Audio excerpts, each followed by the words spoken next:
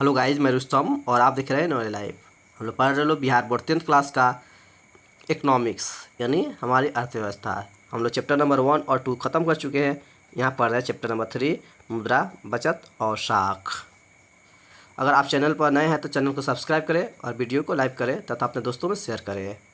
और आप लोग इसके पहले और दूसरे चैप्टर को देख सकते हैं। आपको जो भी डाउट्स है आप कमेंट सेक्शन में ज़रूर पूछिए। देखिए, यहाँ पे हम मुद्रा को पढ़ेंगे। किसी देश में मुद्रा क्या है, उसकी क्या स्थिति है ना। इस हम लोग जो अपने पैसे को कमाते हैं उस तरह से किस तरह से बचत कर सकते हैं। और साख अर्थ होता है विश्वास, यानी किस तरह से लोन वगैरह लिया जाता है। इसके बारे में हम इस चैप्टर में अध्ययन करेंगे। सबसे पहले हम डिफिनेशन पढ़ेंगे, मुद्रा क्या है। तो मुद्रा पैसे या धन के उस रूप को कहते हैं जिसके दैनिक जीवन में क्रय और विक्रय होती है। इससे सिक्के तथा कागज़ के नोट दोनों आते हैं।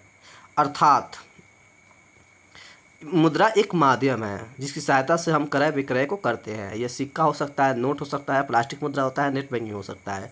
अर्थशास्त्री मार्शल ने कहा कि आधुनिक युग की प्रगति का श्रेय मुद्रा को ही है। जिस तरह से विज्ञान में आग का खोज हुआ था, पहिया का खोज हुआ था, राजनीति में वोट का खोज होता है, उसी तरह से अर्थव्यवस्था में मुद्रा का खोज हुआ और ये बहुत ही इम्पोर्टेंट है। अब हम लोग पढ़ते हैं मुद्रा का इतिहास।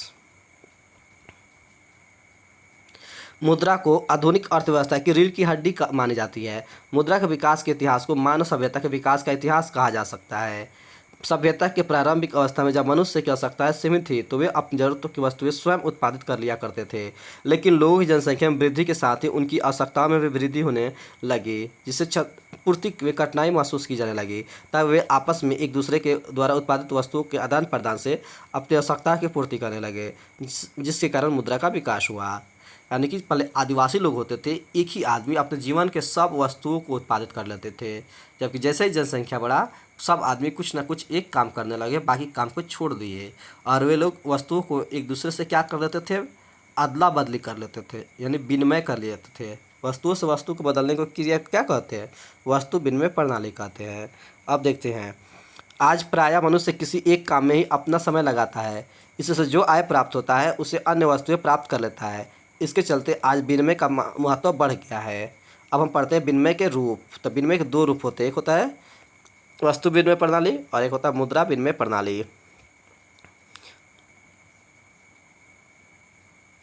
देखिए, यहाँ पढ़ रहे हैं वस्तु विनिमय प्रणाली, दूसरा क्या है मौद्रिक विनिमय प्रणाली। वस्तु विनिमय प्रणाली को देखते हैं। वस्तु विनिमय प्रणाली उस प्रणाली को कहा जाता है जिसमें एक वस्तु के बदले दूसरे वस्तु का आदान प्रदान होता है। जैसे गेहूं से चावल बदलना, दूध से दही बनाना, सब बदलना, घी से सब्जी से घी बदलना इत्यादि। लेकिन वस्तु विनिमय प्रणाली की कठिनाइयाँ भी हैं। बहुत सारी कठिनाइयाँ थी जिसकी वजह से वस्तु विनिमय प्रणाली के बदले में कुछ नया वस्तु चाहिए था।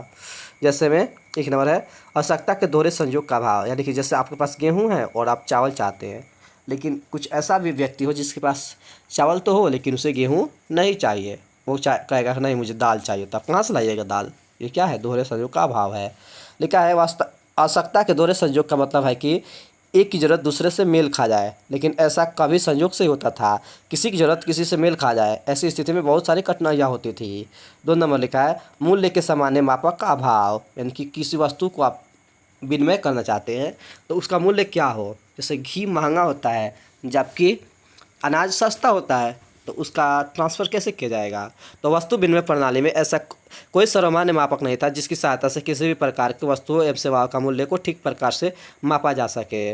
जैसे एक सेर चावल के बदले कितना तेल दिया जाए, एक गाय के बदले में कितनी बकरियाँ दी जाए, सब कठिनाइयाँ थीं। 3 नंबर लिखा है मूल्य संचय का अभाव। यानी कि हम लोग वस्तुओं को रख नहीं पाते थे क्योंकि कच्चा होता थे, खराब हो जाते थे। वस्तु विनिमय प्रणाली के द्वारा उत्पादित वस्तुओं की संचय की असुविधा थी।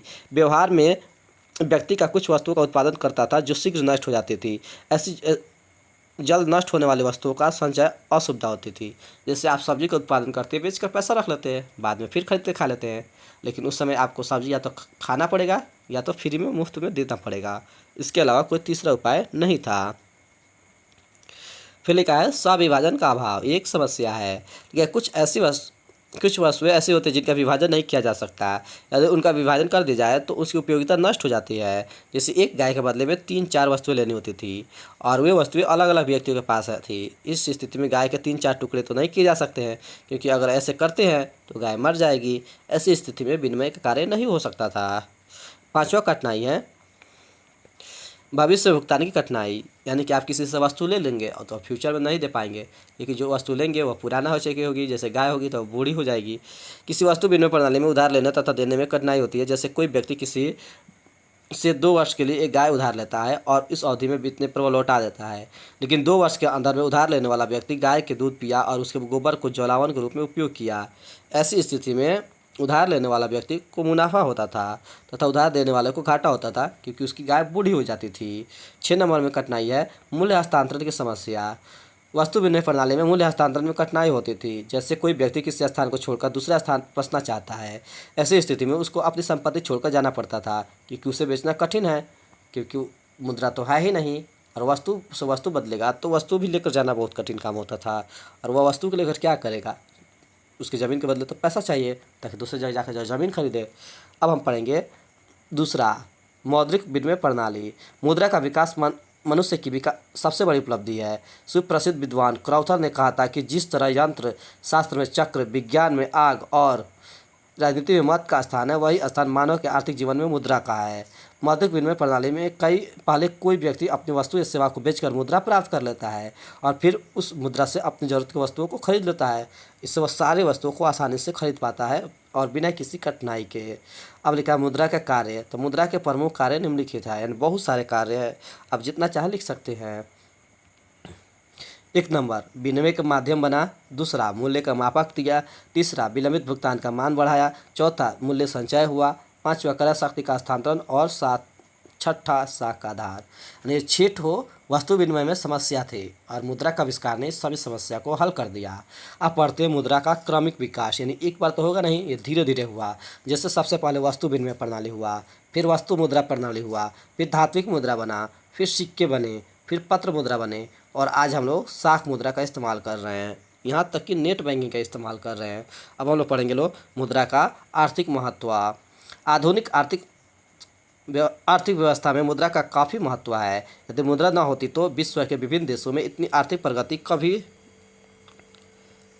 संभव नहीं होती। पूंजीवाद अर्थव्यवस्था या समाजवाद अर्थव्यवस्था हो या मिश्रित अर्थव्यवस्था हो, सभी में मुद्रा आर्थिक विकास के मार्ग में एक महत्वपूर्ण भूमिका अदा करती है। आपको जानते हैं कि पहला चैप्टर पढ़ते हैं कि अर्थव्यवस्था 3 प्रकार का होता है, पूंजीवादी, समाजवादी और मिश्रित। उस तीनों में मुद्रा का योगदान है। प्रसिद्ध अर्थशास्त्री ट्रेस्कॉट ने कहा कि यदि मुद्रा हमारी अर्थव्यवस्था नहीं तो हृदय नहीं तो रक्त स्रोत अवश्य है। यानी मुद्रा हमारे शरीर का हृदय नहीं है, लेकिन जो खून को एक जैसे दूसरे जगह लेकर जाता है, रक्त स्रोत, वो तो ज़रूर है। फिर लिखा है मुद्रा से लाभ। तो मुद्रा से अनेक लाभ है। जैसे में मुद्रा से उपभोक्ताओं को लाभ होता है, मुद्रा से जो उत्पादक होते हैं उनको लाभ होता है, मुद्रा से शाख को लाभ होता है, यानी जो शाख चलाता है। इस तरह से वस्तु विनिमय प्रणाली की कठिनाइयों को दूर किया गया है। मुद्रा और पूंजी की तरलता यानी तेजी से विकास हुआ है, जो एक दूसरे से जाते हैं। मुद्रा और पूंजी की गतिशीलता आया है। मुद्रा और पूंजी का निर्माण हुआ है। मुद्रा और बड़े पैमाने पर उद्योग लगा सकते हैं। मुद्रा से आर्थिक विकास प्रगति करता है। मुद्रा और सामाजिक कल्याण में कार्य करता है। अब हम लोग पढ़ते हैं बचत, सेविंग। आय तथा उपभोग के अंतर को बचत कहते हैं। यानी कि आप 100 रुपये कमाते हैं, 50 रुपये खर्च कर देते हैं और 50 रुपये बचा लेते हैं, तो वही 50 रुपया बचत कहलाएगा। आपके पास जितना आया खर्च किए हुए पैसा को घटा देंगे, जो शेष बचेगा उसे बचत कहेंगे। यानी सेविंग जिसे होता है, बचत बराबर होता है आय माइनस उपभोग। आय या माइनस उपभोग, ये फार्मूला है ना किसका? बचत का। अब है बचत भी 2 प्रकार का होता है। एक होता है नगद बचत, यानी पैसा को जो अकाउंट में रखते हैं। दूसरा वस्तु संचय, यानी सोना खरीद लेंगे, ज़मीन खरीद लेंगे, कार खरीद लेंगे, इसमें भी बचत हुआ। कुल आय का ऐसा अंश जो किसी भी प्रकार की वस्तु पर खर्च नहीं किया जाता है उसे नगद बचत कहते हैं। इसे हम लोग अकाउंट में रखते हैं लोग। कुल आय का वह भाग जो टिकाऊ वस्तुओं पर खर्च किया जाता है उसे वस्तु संचय या विनियोग कहा जाता है। जैसे ज़मीन खरीद लेना, सोना खरीद लेना।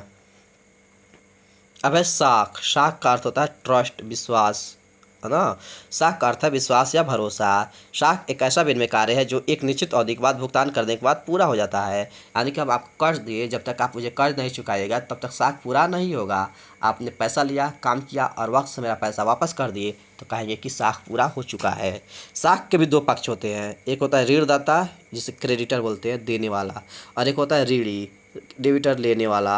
अब लिखा है साख का आधार, तो साख का आधार निम्नलिखित मुख्य बातें पर निर्भर करता है। पहला है विश्वास, यानी आपको जब तक मुझे आप पर विश्वास नहीं रहेगा तब तक मैं आपको पैसा नहीं दूंगा, क्योंकि हो सकता है कि आप पैसा लेकर भाग जाए या पैसा लेकर मुकर जाए, नहीं दे। दूसरा है चरित्र, आपका चरित्र कैसा है, आप गुंडे है, बदमाश है या अच्छे इंसान है। तीसरा है चुकाने की क्षमता, यानी कि आप जो पैसा दूंगा आप कमा कर चुका पाएंगे या नहीं चुका पाएंगे। चौथा पूंजी एवं संपत्ति, यानी कि अगर आप पैसा नहीं चुका पाते तो मैं आपके घर या ज़मीन ले सकता हूँ, तो आपके पास घर या ज़मीन रहेगा तभी मैं आपको कर्ज दूंगा। पांचवा ऋण की अवधि, यानी कि जो पैसा दूंगा वो निश्चित समय के लिए दूंगा, 1 साल 2 साल 6 महीने ऐसे। अब लिखा है साख पत्र।